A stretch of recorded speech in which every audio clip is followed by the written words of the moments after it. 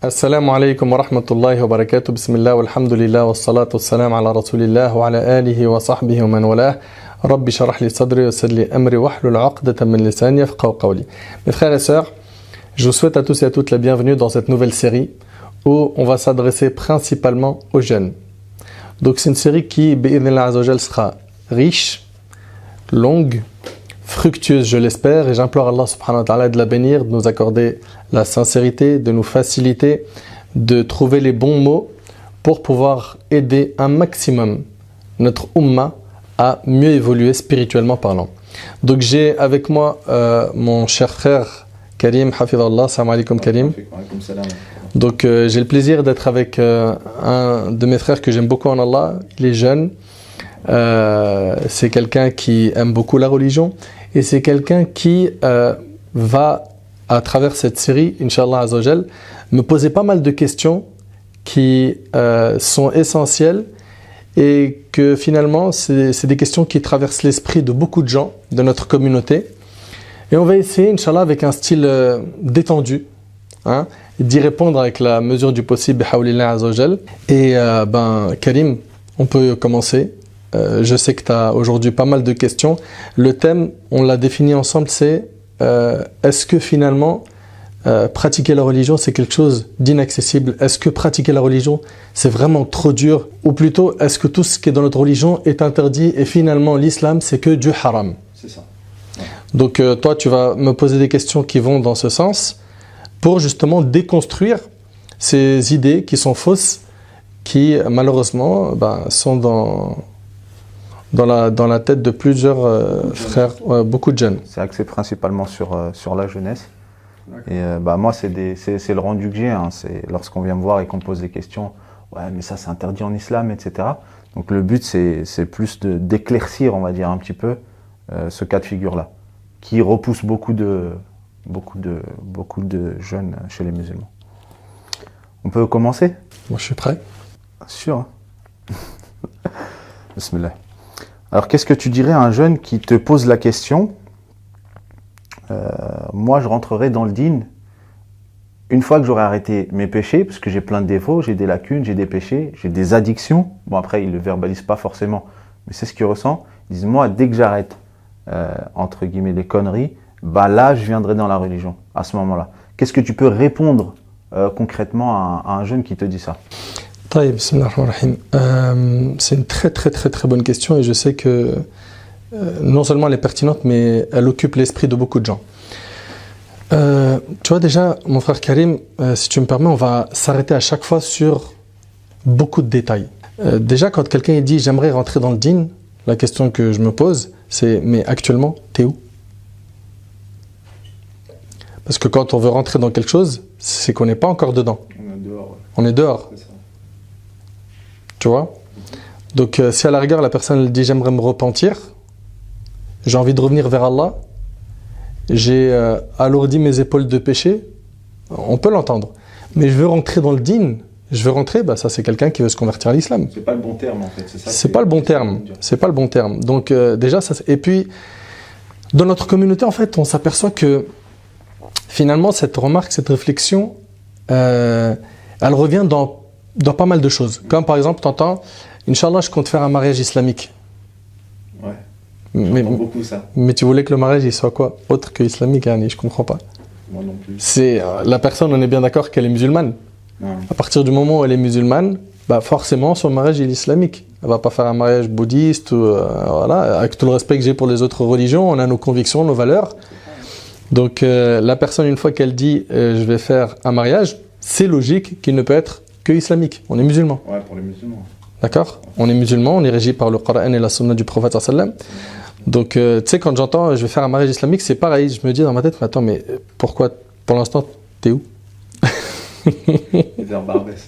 Non, mais je suis vraiment sérieux, tu vois. C'est-à-dire, pour l'instant, t'es où? Tu veux faire un mariage islamique, mais t'es musulman. Donc, c'est la suite logique que ton mariage soit islamique. Ouais. Donc, voilà. Après, si la personne, elle dit j'aimerais revenir vers Allah, mais pour l'instant, je fais trop de péchés. Mais déjà, premièrement, qui ne fait pas de péché? Ça, c'est un. Le prophète a dit tous les fils d'Adam sont des pécheurs. D'accord? Et les meilleurs d'entre eux, c'est ceux qui se repentent. Ok? C'est bon à savoir ça. Donc on est tous des pécheurs, après à des degrés différents bien sûr, hein. Il y a les grands péchés, les petits péchés, etc. Deuxièmement, quand la personne elle dit j'ai envie de revenir vers Allah subhanahu wa ta'ala, me repentir, mais il faut que j'arrête les péchés. En fait, la démarche doit être la suivante. La première chose que la personne doit réparer dans sa relation avec Allah, c'est la salat. En premier?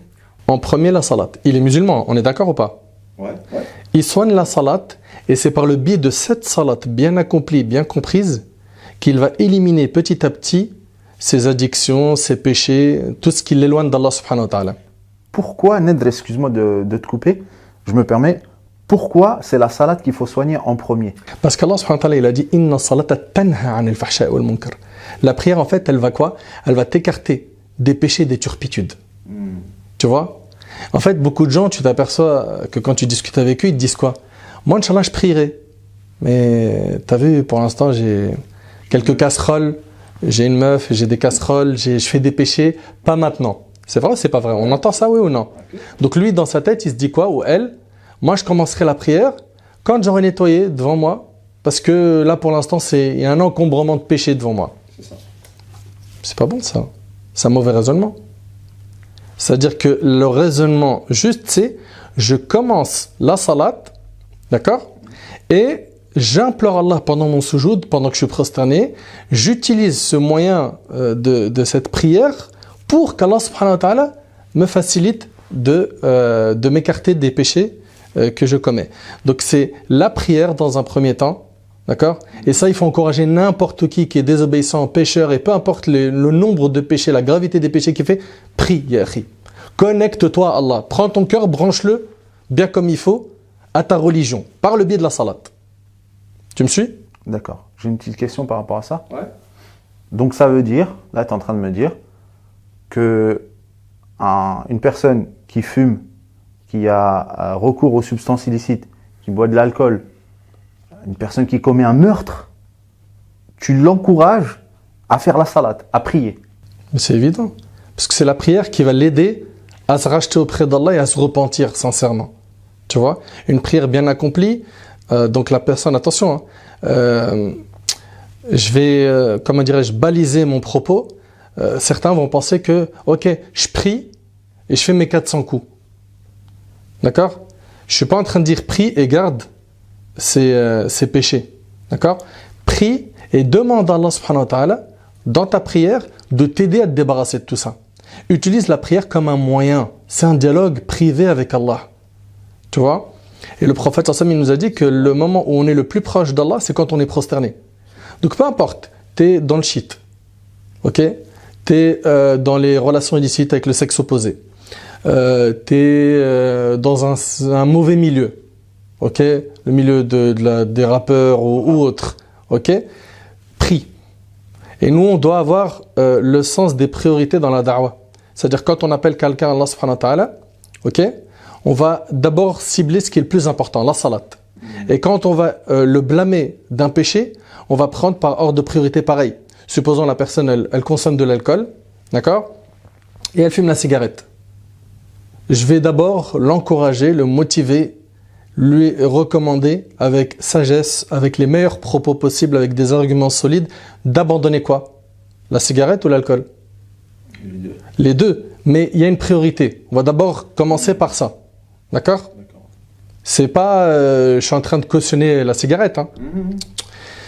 C'est simplement que nous, en fait, quand on va voir une personne, tu sais, qu'on le voit faire beaucoup de péchés, si tu viens, tu lui dis, hey, frère, regarde, tu fumes, tu bois, tu fais ci, tu fais ça, ça fait lourd, akhi. Ça devient lourd, akhi, de recevoir autant tu vois, de conseils comme ça. Et comme on disait anciennement, on disait, inna nusha thaqil.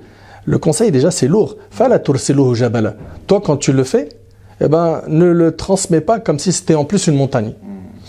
Donc, trouve les mots, trouve les moyens, fais ça par étapes, sois intelligent, ok? Jauge en fonction de la personnalité et surtout gagne son cœur.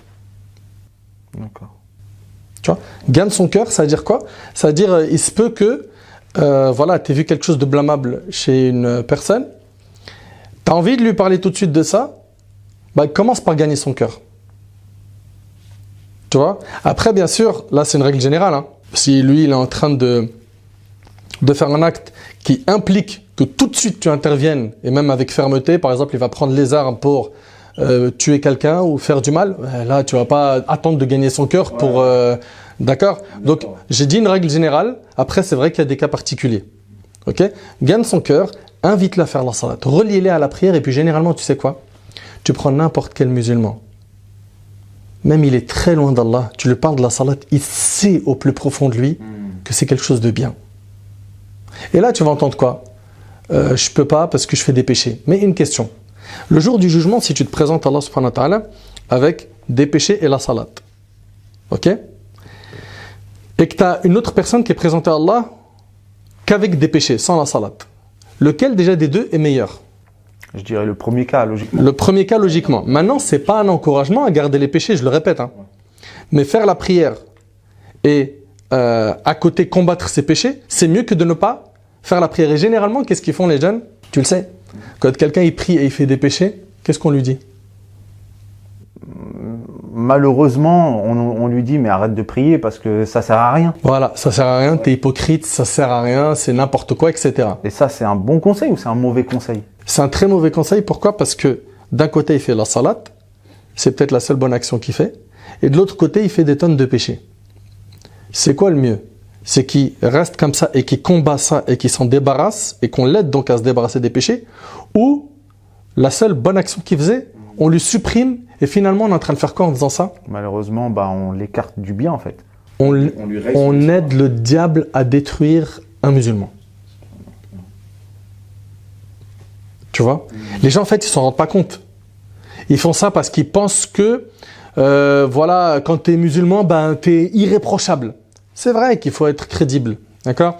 Qu'il faut s'écarter des grands péchés quand on est dans le dîn. Mais attention.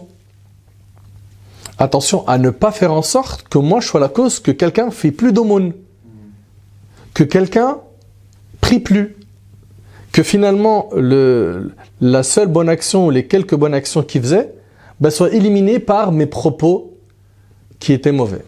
Malheureusement, ces gens-là, ils ne se rendent pas forcément compte. Ils ne s'en rendent pas compte et ils ne mesurent pas en fait la gravité de leurs propos. J'aimerais rebondir sur un tout petit truc. Tout à l'heure, tu nous as donné un hadith, tu nous as dit Kul bani Adam khata, chaque fils d'Adam est pécheur, les meilleurs d'entre eux sont ceux qui se repentent. Quand tu dis tous les fils d'Adam sont pécheurs, c'est-à-dire même un imam, même un savant, même toi, Nader Abou Anas, tu fais des péchés? Mais bien sûr, on n'est pas des anges, on n'est pas des prophètes, on n'est pas faillibles. Alors, bien évidemment, on est des pécheurs tous, d'accord? Mais je l'ai précisé tout à l'heure à des degrés différents. Personne n'est à l'abri. Tu sais, le diable, il est sur nos côtes à nous tous. Hein. Tu vois? Même vous échappez pas au... Mais bien sûr, il se peut des fois que voilà, tu es en train de discuter avec quelqu'un, puis hop, une glissade, tu parles en mal de quelqu'un, c'est une médisance. Ça, c'est un grand péché, tu vois? Donc, en réalité, personne n'est à l'abri, mais je le disais tout à l'heure, ça a des degrés différents, tu vois. Certains pensent que l'imam, il fait absolument pas de péché. C'est vrai que c'est un exemple, d'accord? Il est crédible, il en fait, mais, alhamdoulilah, ce ne sont pas les péchés que font certains. Et en principe, s'il est imam et qu'il est sérieux dans sa relation avec Allah, c'est quelqu'un qui se rachète très rapidement auprès d'Allah subhanahu wa ta'ala. Mais on est tous dans le même bateau. Tu vois? Et imam ou pas imam, on a tous les mêmes envies, on aime manger, on aime sortir, on aime se divertir, tu vois? Subhanallah, j'allais parler de ça, en fait, j'allais te poser des questions par rapport à ça. En fait, généralement, un jeune de la cité, quand il voit un frère barbu... Avec... Que de la cité? Non, peu importe. Un jeune tout court, en fait. Un jeune tout court. Après, je prends l'exemple... Vas-y, y a pas de souci. Hein. On est de là, tu vois. Moi, mon entourage, c'est que ça. Quand on voit un barbu, un frère avec une chachia, un khamis, etc., on a l'impression que tout devient interdit, que c'est des gens qui sont rigides, qui rigolent pas. Et du coup, ça peut faire fuir parfois, en fait. Qu'est-ce que tu dis aux personnes qui pensent que la religion, c'est trop bloqué, c'est trop fermé, genre j'ai pas le droit de rigoler, j'ai envie d'aller au ciné, au resto avec mes potes, donc on n'a pas le droit de... Enfin, on peut pas faire vraiment ce qu'on veut. Quelle solution tu as à proposer par rapport à ça? C'est une très très très bonne question, mon frère Kalim. Je fais que mon métier. Quelle modestie. Donc regarde, déjà pour commencer, Allah tabarak wa ta'ala, il a dit Taha ma anzalna alayka al-Qur'ana litashqa. Taha, nous n'avons point fait descendre sur toi le Coran pour que tu sois malheureux, pour que tu vives dans la gêne.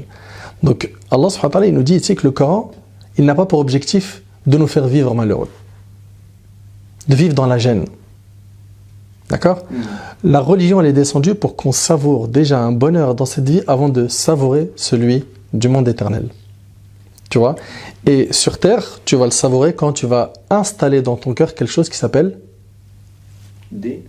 la foi, al-iman. Quant à la foi, tu auras des épreuves et tout, mais tu vas relativiser et tu vas te satisfaire de peu. Et puis, ta joie, tu vas te la procurer par différents moyens, notamment par le fait de nourrir ton âme. Tu vois? Et ça n'interdit pas de profiter de la vie d'ici-bas. Allah subhanahu wa ta'ala, il a dit وَلَا تَنْسَ نَصِيبَكَ مِنَ الدُّنْيا. N'oublie pas ta part dans la vie d'ici-bas. En fin de compte, on a le droit, bien sûr. Mon frère, regarde. Moi-même, je vais dans des restaurants, comme tu disais, avec mes potes. D'accord? À partir du moment où c'est quadrillé, nos prières ne sortent pas du temps, on va manger halal, on fait attention à ce qu'on va dire, à ce qu'on va regarder. Mais il est où le problème? L'islam, attention, hein, l'islam a plus autorisé des choses qu'il en a interdit. Quand tu regardes ce qui nous est interdit, comparé à ce qu'il y a d'autorisé, c'est peu. 2, à chaque fois qu'il y a une interdiction, il y a une sagesse et il y a toujours des alternatives. Exemple, j'ai une question par rapport à ça. Un jeune, Barakallahu fik, c'est un point très très important. Un jeune par exemple qui dit ouais mais moi vas-y j'ai besoin d'avoir une copine, je veux une meuf. Pourquoi c'est interdit d'avoir une meuf? Mes copains ils ont bien des meufs. Bah voilà, par exemple ça. On va faire simple et on va parler avec des mots simples. Et comme disent les jeunes, on va parler français. On va parler chinois. On va pas parler chinois.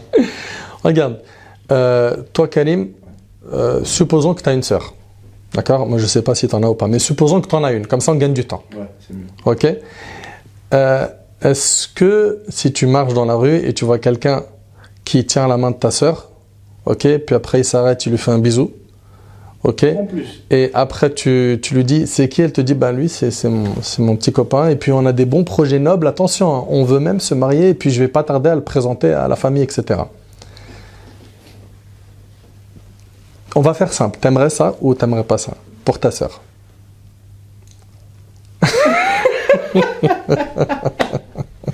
Voilà, c'est bon.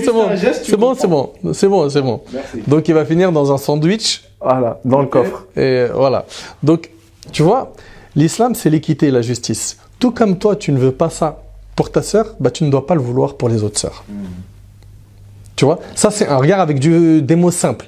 Deuxièmement, Allah subhanahu wa ta'ala, il t'interdit ces relations illicites, mais de l'autre côté, il t'ouvre la porte du mariage. Donc, à chaque fois qu'il y aura une interdiction, il y a une sagesse derrière, profonde. Il se peut que tu la captes tout de suite ou non. D'accord?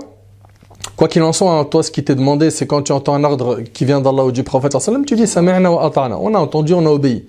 Même si tu ne comprends pas derrière la sagesse. Barakallahu fik. Donc, Nedr, tu es en train de me dire qu'en fait, chaque problème a sa solution. En gros, en français, c'est évident. C'est évident. Notre religion, et même chaque maladie a son remède, comme a dit le prophète. Tu parles de maladie du cœur? Maladie du cœur, du corps, tout. Toute chose dans notre religion a une solution. Que ce soit une maladie du cœur ou du corps. Quand je dis du cœur ici, je parle du côté spirituel. Tu vois, toute chose a une solution. Par rapport à ça, une personne qui boit constamment de l'alcool, qui est dans l'alcool, ou alors qui fume, qui n'arrive pas à arrêter de fumer, tu veux dire que dans l'islam, il y a une solution par rapport à ça pour s'en sortir? Bien sûr. Bien sûr. Alors déjà, il faut qu'il apprenne à connaître la gravité de ce péché. Tu vois, puis qu'il fasse le nécessaire pour s'en repentir.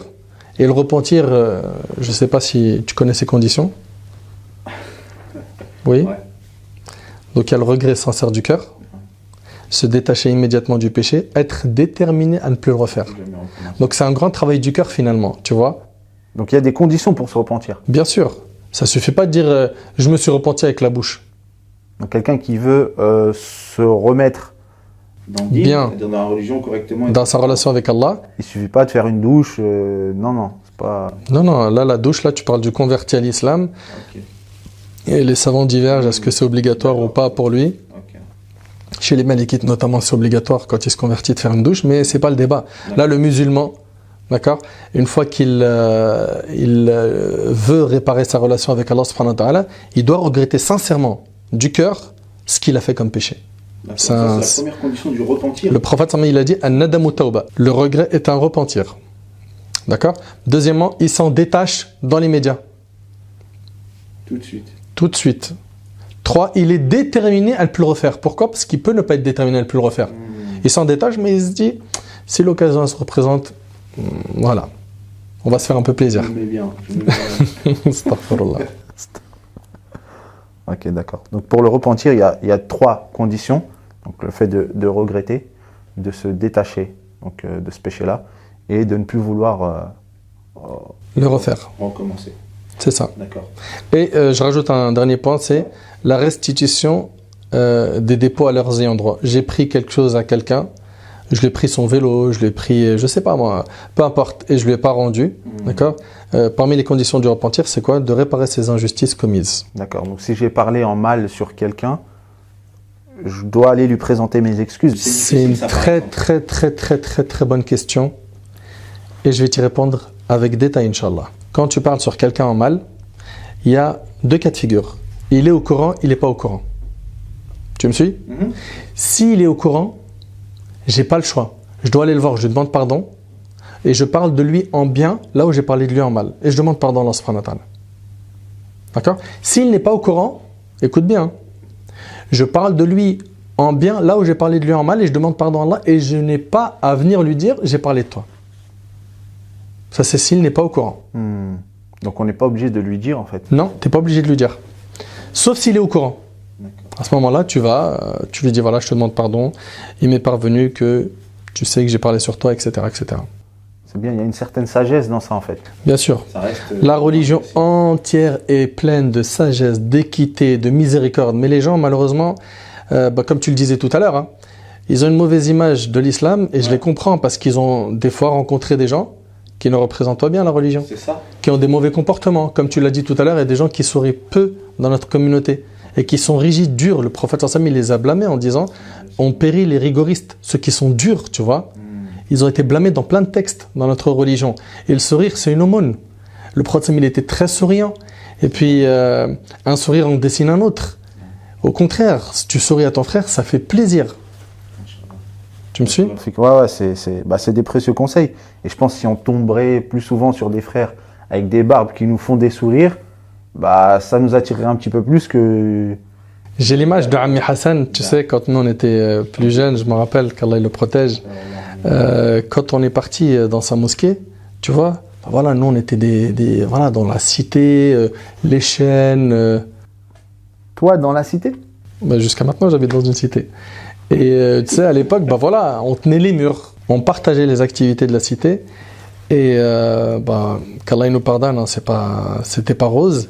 Et Ami Hassan, il nous a pas jugé par l'apparence en disant regarde, ils sont habillés avec des chaînes, ils mettent de l'or.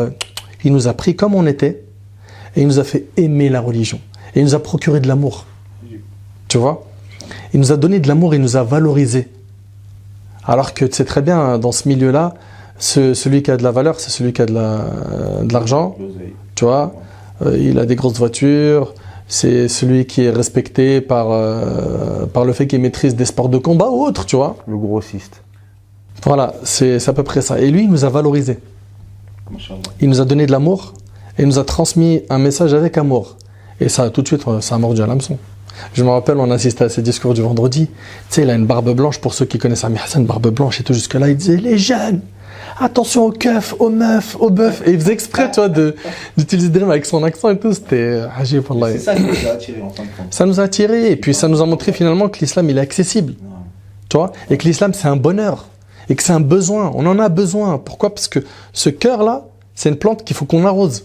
On l'arrose avec la religion. Donc, tu étais en train de me dire, Nadr, que Ami Hassan, il vous parlait avec un langage un peu de jeune, et c'est ça qui vous a attiré donc, ça, exactement, dans le vif du sujet. J'ai une question importante, un peu plus importante. Tu nous as dit tout à l'heure qu'une personne qui fume du shit ou bien qui a de nombreuses lacunes, etc., elle peut revenir dans la religion sans problème. Donc la porte, elle est grande ouverte. Bien sûr. On est d'accord là-dessus. Maintenant, Regarde l'homme qui a tué 100 personnes. Ouais. Je sais pas si tu connais un hadith du prophète sallam où il y a un homme qui a tué 99 personnes. Puis après, il a cherché à se repentir. Il a posé la question à quelqu'un qui lui a dit non, il n'y a pas de repentir pour toi. Il l'a tué, ça a fait 100 personnes. Puis les remords sont remontés à la surface jusqu'à ce qu'il a trouvé quelqu'un qui avait des connaissances et il lui a dit mais qui peut s'interposer entre toi et le repentir? Et il l'a orienté vers quelque chose de très très fin. Il lui a dit quitte la terre dans laquelle tu te trouves. Il lui a dit quitte la terre dans laquelle tu te trouves. Pourquoi? Parce que dans cette terre-là, il y a des gens mauvais. Va plutôt dans cet endroit-là pour adorer Allah. Donc, qu'est-ce qu'il y a ici? Changement de fréquentation. c'est important ça. Ça, c'est pas simplement important. On va en parler, Inch'Allah, dans un dars complet, toi et moi, Inch'Allah. La fréquentation, ça, c'est un sujet trop vaste, d'accord? Mais simplement, on le sait, que la fréquentation a un impact sur notre vie. Et c'est pour ça, le prophète il a dit, l'homme prend la religion de son ami intime, que chacun prenne garde à sa fréquentation. On ne fréquente pas n'importe qui, car il y a celui qui va t'attirer vers Allah, celui qui va t'éloigner d'Allah, et celui qui, on va dire, il est entre les deux. Et la personne qui fait beaucoup de péchés, bah, cette personne-là, on l'invite à revenir vers Allah. Il y a un hadith où, subhanallah, il y a un vieillard qui est venu voir le prophète, il lui a dit, que penses-tu d'un homme qui a fait tellement de péchés, hein, petits et grands, que s'ils étaient distribués à l'humanité entière, ils auraient péri. Et le prophète, à la fin, il l'encourage, il lui dit quoi? Il lui dit, fais des bonnes actions, celles-ci effaceront les mauvaises. Et il a dit aussi, wa atbi' sayyi'ata al-hasana tamhuha. Fais suivre la mauvaise action d'une bonne, celle-ci l'effacera. L'homme, il a tellement été content de cette miséricorde, il est parti en disant Allahu Akbar, en criant Allahu Akbar. Et il a tellement répété ça que les gens disent, on l'a entendu répéter Allahu Akbar jusqu'à ce qu'il est parti. Donc on voit ici que le prophète, il a tendu la main. Subhanallah, très très bel exemple, barakallahu fik Nedra, pour cet exemple-là. Maintenant, la question que j'avais à poser, c'était par rapport aux personnes donc, qui pêchent, etc. Il y en a qui disent, ouais, toi, tu vas pas être pardonné avec tout ce que tu fais. Franchement, tu fais de la dingue. Ça, c'est une phrase qui est hyper gravissime. Et on l'entend beaucoup, les jeunes, quand ils discutent entre eux, c'est toi, mais vas-y, tu vas aller en enfer avec un F16. Mais eux, ils le disent comme ça, des fois sous le ton de la plaisanterie, et des fois, ils sont sincères. Hein. Mais lui, comment il va aller en enfer, lui? Tu vois, c'est hyper grave. Il y a une histoire qui nous a été relatée dans des hadiths authentiques où il y avait deux parmi les fils d'Israël. Okay. Un qui était pieux, un qui ne l'était pas. Un qui était bien dans la religion, un qui ne l'était pas. Et celui qui était bien dans la religion, il n'arrêtait pas de rappeler à son frère et lui disait vas-y, range-toi, mets-toi dans la religion. Et l'autre, il ne s'est pas rangé dans la religion. Jusqu'à ce que la personne qui est bien dans la religion, elle a craqué, lui a dit toi, Allah, il ne te pardonnera jamais. Allah subhanahu wa ta'ala, il a fait qu'après leur mort, il a demandé qui était-il lui pour dire ce type de propos. D'accord? Est-ce qu'il avait la connaissance d'Allah? Est-ce qu'il s'est pris pour Allah? Et bien Allah subhanahu wa ta'ala, il a demandé aux anges, faites entrer le pieux en enfer, et celui qui n'était pas bien pratiquant, faites-le rentrer au paradis par ma miséricorde. Et là, il y a une grande leçon. 1. Attention à venir dire, tel musulman, il va aller au paradis ou en enfer. Ça ne t'appartient pas. 2. Et c'est un point très important, c'est qu'une personne, en commettant des péchés, il se peut que même si elle ne s'en est pas repentie, c'est pas une invitation bien sûr à faire des péchés, hein. Il se peut, le jour du jugement, qu'Allah il fasse miséricorde, parce que le musulman quand il meurt, il est mort musulman, bien qu'il ait commis des grands péchés, il est sous la volonté divine.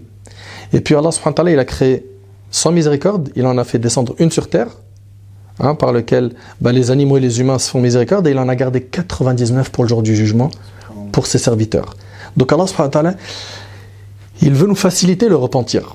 Mais voilà, les vagues, tu vois, des tentations, l'illicite répandu partout, les jeunes qui encouragent d'autres jeunes à faire n'importe quoi. Ils leur vendent du rêve, de l'illusion sur Instagram, tu sais, un peu tôt les influenceurs, ce monde-là, tu vois, qui vit dans un monde d'illusion et qui, ça brille certes, mais c'est faux. C'est faux, tu vois. Et ça séduit, et malheureusement après les jeunes, ils veulent reproduire le même schéma. Ils voient lui pourquoi il a cartonné. Parce que sur Instagram, il propose des, comment on appelle ça, des paris sportifs. Tu vois?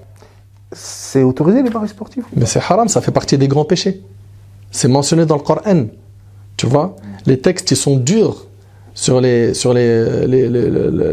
paris sportifs, les jeux de hasard, etc. Tu vois? Mais aujourd'hui, malheureusement, c'est non seulement minimisé, tu vois? Mais plus que ça, la tendance aujourd'hui, c'est de faire le péché et de s'en vanter. Et le prophète, il a dit, toute ma communauté peut prétendre à la clémence d'Allah, sauf ceux qui divulguent leurs péchés au grand jour. C'est-à-dire que nous, on rentre au paradis que par la miséricorde d'Allah. Tu me suis? Et ces gens-là, eh ben, au lieu de cacher leurs péchés, déjà tu les fais, c'est grave. Non, lui, il les étale. Tu vois? Eh ben, eux, d'après ce qu'il dit le prophète, il ne leur sera pas fait miséricorde le jour du jugement. Et c'est chaud, c'est chaud. Tu vois? Donc ça, c'est quoi? C'est des textes qui, normalement, nous font cogiter et on se remet en question. Tu vois? Un, je n'étale pas mon péché. Deux, j'essaye de le combattre et de ne plus le faire. Et en plus, t'imagines un peu la personne qui appelle au haram et qui par la suite, elle est suivie. Mais c'est quoi le résultat? C'est quoi le résultat? Est-ce qu'elle va prendre Est-ce que moi, si j'invite quelqu'un à dire un gros mot, par exemple, d'accord, je lui apprends, il le dit, puis après lui, il l'enseigne à une autre personne. Après lui, il l'apprend à quelqu'un d'autre et ainsi de suite. Cette chaîne-là, de personnes qui répètent mes gros mots, c'est comment en fait? Ça, c'est dans leur compte de péché à eux, mais pas que. J'en ai une part. Subhanallah, c'est-à-dire chaque personne qui a prononcé un mal sous mon influence. Pas que prononcé, hein. Même il a fait un haram que je lui ai enseigné. Allez, tire une là, t'arrêtes de faire le gamin là, vas-y, tire là, sois un bonhomme. Combien de fois je l'ai entendu celle-là, tu vois, quand j'étais plus jeune, on entendait ça, mais à fond, tu vois. On t'a proposé. Tire une là. Même avec la barbe, on m'a proposé de la drogue. Je me rappelle, j'étais rentré dans une cité, je dirais pas la ville, et il y a un gars qui m'arrête, il me dit tu veux chose qu'elle, frère? Chose qu'elle. T'imagines un peu? À l'époque, tu sais, subhanallah, nous on avait vraiment honte quand on voyait quelqu'un sortir de la mosquée, un barbu, une femme avec un hijab. Aujourd'hui, la honte, elle est enterrée. Il n'y a plus de pudeur. C'est-à-dire les gens aujourd'hui se lâchent dans le haram, dans le plus grand des calmes. C'est triste, tu vois. Donc il faut faire attention parce que finalement, certains, avec les réseaux sociaux, qui ne sont pas à blâmer à 100%, parce que les réseaux sociaux, tu peux en faire du bien et du mal. Aussi, c'est comme un couteau qui te sert à faire du mal à quelqu'un et à couper à manger, tu vois. Et le problème, c'est quoi? C'est que cet influenceur, d'accord, qui appelle au mal, eh ben, non seulement il encaisse ses propres péchés à lui, mais les péchés de tous ceux qui les feront, et ce même quand il sera dans sa tombe. C'est-à-dire il est mort, il est dans sa tombe, et le compteur de péchés il est en train d'augmenter. À croire que ses péchés à lui ne suffisent pas. Quand tu me dis ça, je pense à quelqu'un qui laisse un clip de musique ou de rap ou quoi. Pendant des années, même il meurt, le clip, il continue. Ouais, bah ouais. Et malheureusement, ceux qui sont dans le milieu du rap, ou bien les humoristes de notre communauté, malheureusement, hein, même si au départ on va entendre certains dire, moi personnellement je fais attention à ce que je dis, je suis dans le rap conscient. Je suis pas en train de débattre sur les instruments de musique. Ouais. Là on parle des paroles. Ou l'humoriste musulman qui va dire, moi t'as vu, je fais pas du sale comparé aux autres. Mais ce monde dans lequel tu es rentré, il a ses codes. Tôt ou tard, tu vas devoir les adopter. Tu vois? À ma connaissance, j'en connais pas beaucoup qui ont réussi à sortir de ces mondes-là en restant propres. Tu vois? Ils ont fini par salir, ça a éclaboussé sur eux. Et puis voilà, les péchés qui s'accumulent. Laisse tomber, ça sert à rien tout ça.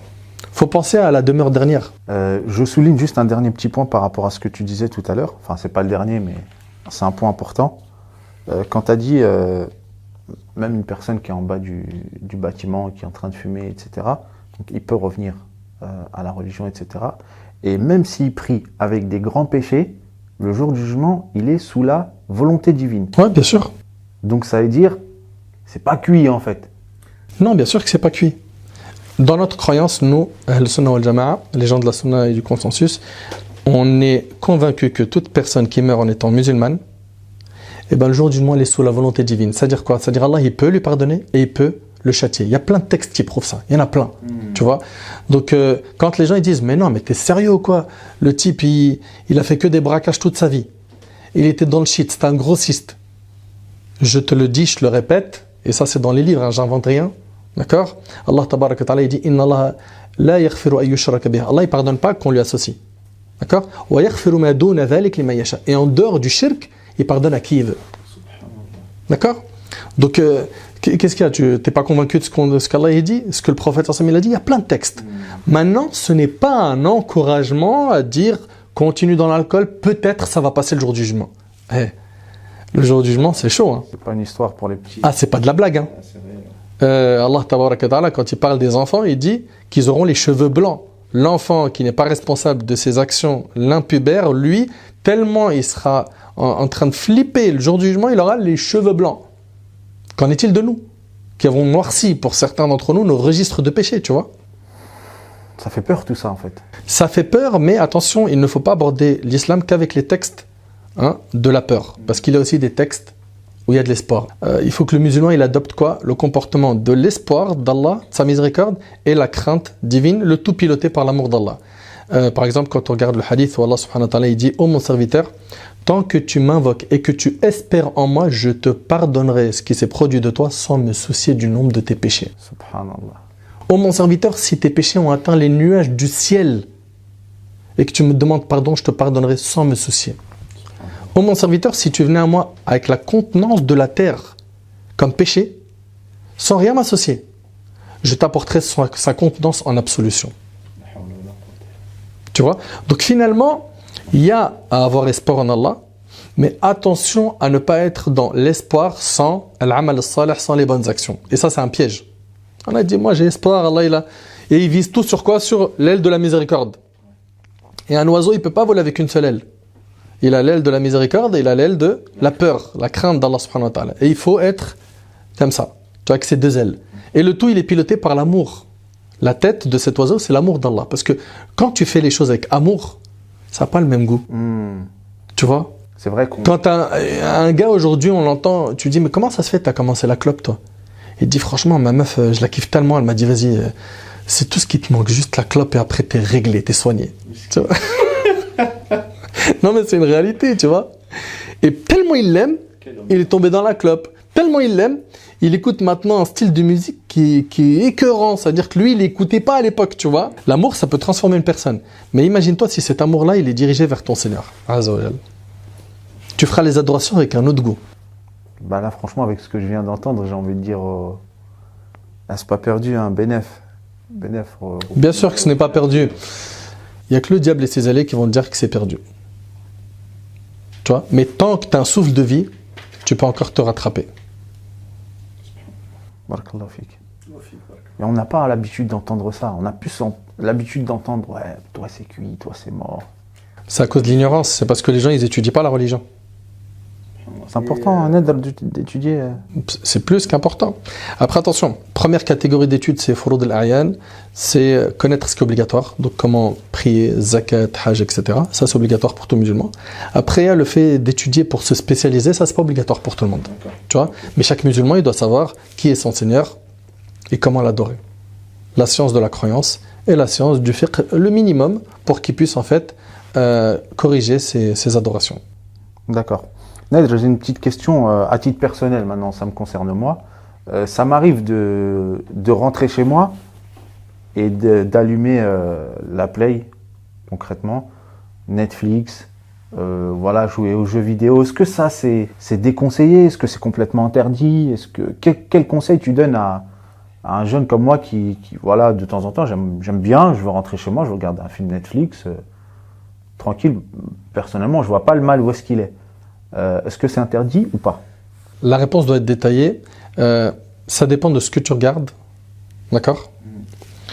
Donc, il faut faire très attention à tout ce qui a un effet sur le cœur nocif. Hein. Ce qui appelle au haram, ce qui contient du haram. Donc, se renseigner au préalable, c'est bien avant de se lancer sur un film. C'est hyper important. Jouer, pas de problème, mais pareil.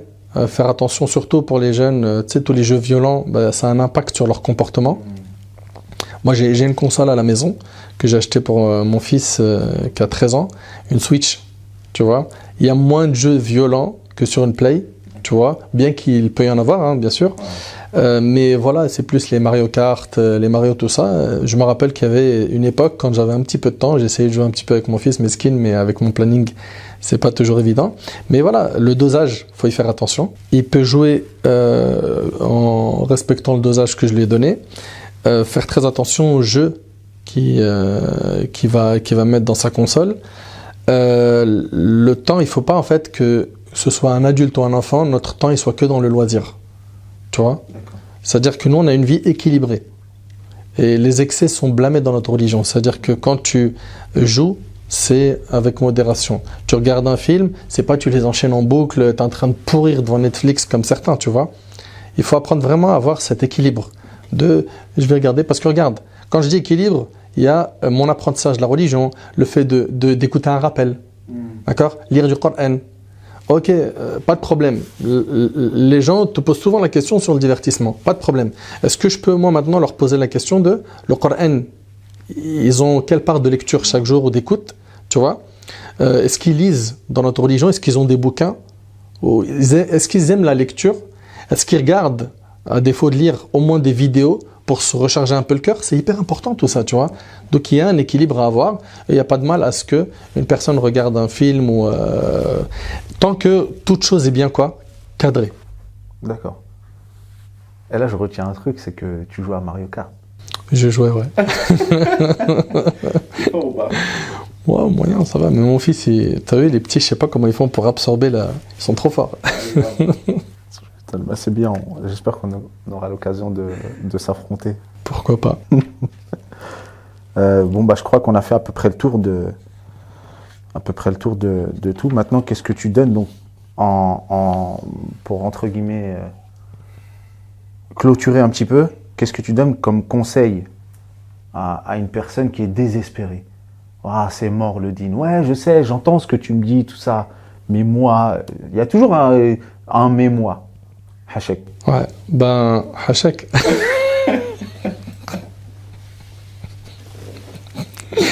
T'as pas remarqué que dans notre communauté, on aime trop dire Hachek partout? Je vais aller manger Hachek, je vais aller aux toilettes Hachek. Hachek, vous l'avez ramené d'où ça? C'est comme ça? Hachek. Tu peux me ramener mes claquettes Hachek? Pourquoi? Pourquoi Hachek, ça vient d'où? De quel texte? Bah, peut-être formulation de respect. Hachek, moi, taille. C'est vos problèmes. Mohem. En fait, il faut que la personne comprenne que plus elle va avancer vers Allah subhanahu wa ta'ala, elle va cheminer dans sa spiritualité, plus elle va se sentir épanouie. Tu vois? Le début, il est toujours difficile. Le début du repentir. Pourquoi? Parce que le diable, en caricaturant, il est en train de te dire, mais attends, tu vas où là? T'es sérieux? Quand on avait signé un CDI, on était ensemble. Tu vois? Je caricature. Hein. Donc là, en fait, le diable, il veut absolument pas que tu quittes son milieu. Et c'est pour ça que tu vas te retrouver perturbé. Toujours les gens qui reviennent vers Allah, ils sont perturbés dans cette période-là. S'ils tiennent solidement, avec dua, ils invoquent Allah, avec la prière qui soude, la fréquentation, la volonté, hein, la détermination, dès qu'ils mettent le paquet dans les causes, qu'ils font le nécessaire et qu'ils implorent Allah sincèrement, Allah il les débarrasse du monde du haram et ils vivent la nouvelle vie. La vie connectée à Allah subhanahu wa ta'ala. Tu vois? Où là il est en 5G dans sa foi. Il est bien. Tu vois? Mais quand la personne elle a toujours un pied là et là, c'est souvent ce qu'on voit hein, d'ailleurs. Aujourd'hui c'est même on va dire une petite mode.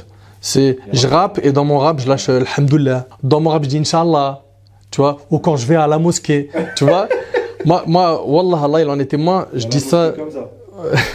Je dis ça de tête. Hein. Moi, je sais pas ce qu'ils disent les nouveaux rappeurs là, et ça m'intéresse pas de le savoir. Je sais que malheureusement, c'est de pire en pire, tu vois. De toute façon, on aura une rencontre complète pour parler de ce monde, Inch'Allah. Et ben voilà, c'est mettre un peu de mots, de code islamique, tu vois, dans un bain de haram pour se donner bonne conscience. Non. T'es musulman, et quand on est musulman, c'est on est musulman à 100%. C'est pas musulman à 20%, à 30%, tu vois. Ya ayyuhalladhina amanu udkhulu fi silmi kafa, ô vous qui avez cru, entrez entièrement dans l'islam, sans faire de tri. Et le bonheur, tout le bonheur se trouve dans ce chemin. On aura l'occasion, Inch'Allah, d'en reparler, mon frère Karim. Si on doit adresser un constat final, c'est vrai, on est tous dans le même bateau, celui des pécheurs. Après, je le répète, à des degrés différents, tu vois. Et il faut juste revenir vers Allah. Tu tombes, tu te relèves. Tu tombes, tu te relèves. Et tu sais, je vais finir avec une image, subhanallah, tu me l'as inspiré. C'est, tu vois, quand quelqu'un il fait des péchés et qu'il ne veut pas revenir vers Allah, ou qui se dit, pour moi, c'est mort, ou c'est cuit, ou c'est trop tard. C'est comme quelqu'un qui vient de rater un train et qui est assis sur les quais, il pleure son sort. Tu rates un train. C'est quoi la logique?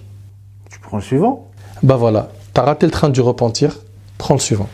Et s'il rate le dernier train? Non, il n'y a pas de dernier train. Tant qu'il est en vie, le dernier train, c'est quand il y aura les grands signes de la fin des temps, le soleil, tu vois, ou bien que la personne veut se repentir au moment de l'agonie.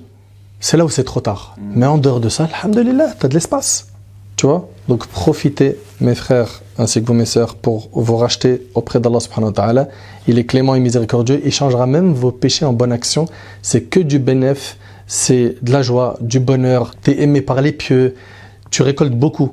Et puis, tu n'as plus à courir derrière ce bas monde. C'est plutôt ce bas monde qui te court derrière. Et ça, on en reparlera, Inch'Allah, la prochaine fois. Parce qu'il y a trop de choses à dire, tu vois. Et la série, elle est longue, Inch'Allah. Et j'implore Allah qu'il fasse qu'elle soit bénéfique. On va s'arrêter là si ça ne te dérange pas. أسأل الله سبحانه وتعالى أن ينفعني بما قلت وينفعكم بما سمعتم هذا ما أعلم الله عز وجل أعلى وأعلم سبحانك اللهم وبحمدك أشهد أن لا إله إلا أنت أستغفرك وأتوب إليك وآخر دعوانا الحمد لله رب العالمين بارك الله فيك كريم questions étaient pertinentes جزاك الله خير وآخر دعوانا الحمد لله رب العالمين